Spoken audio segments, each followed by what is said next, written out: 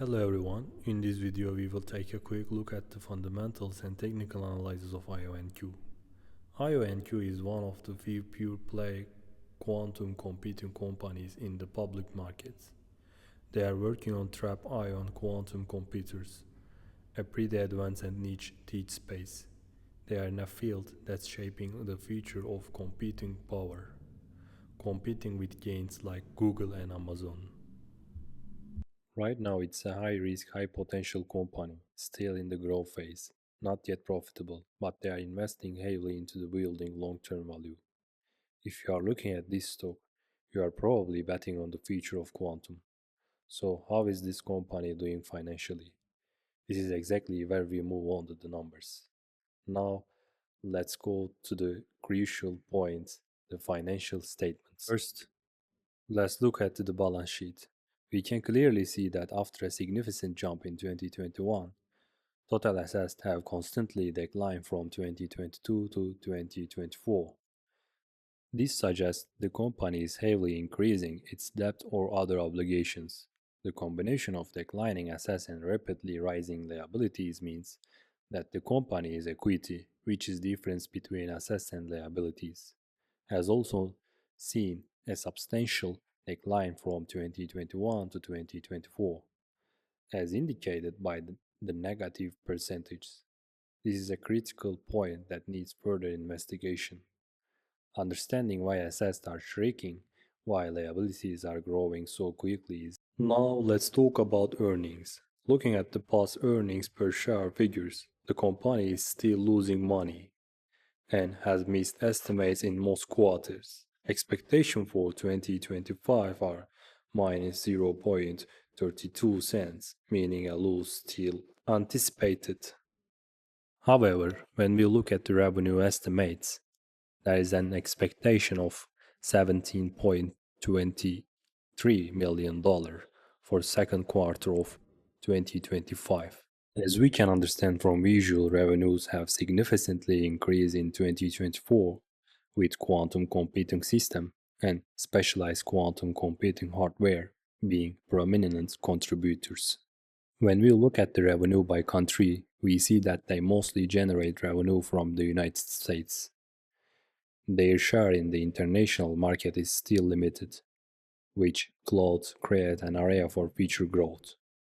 Given their primary focus on the US market, they might also be less impacted by potential international tariffs or trade disputes. For example, those imposed by previous administrations like Trump's. So let's see what Wyckoff telling us. The price initially start trading around $10, then climb up to about $35. After that, it dropped to around $4 and stay in a horizontal range between $4 and $7 for nearly 2 years. This area is a good example of the Wyckoff accumulation phase, and we can clearly see a spring pattern here. After breaking out above the resistance of this horizontal range, the price quickly moved up to $20.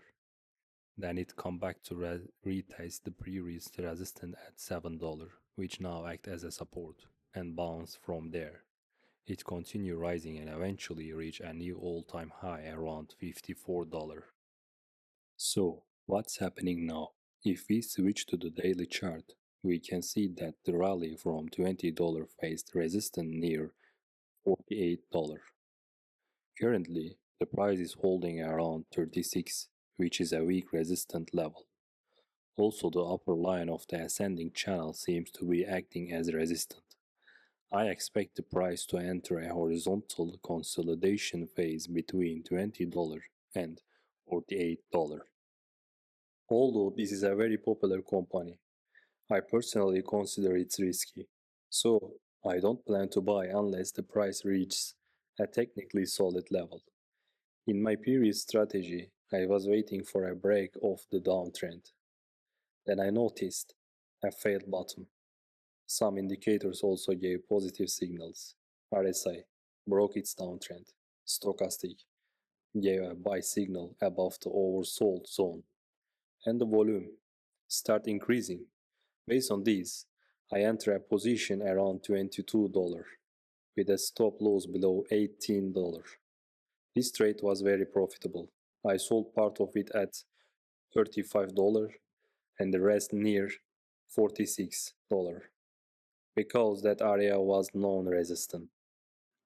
Now for my entry, I will either wait for the price to come back to the $20 level, the support of the horizontal range, or I will consider opening a new position if it breaks above the $48 resistance and close above it as a trend following trade. Of course, this is not financial advice.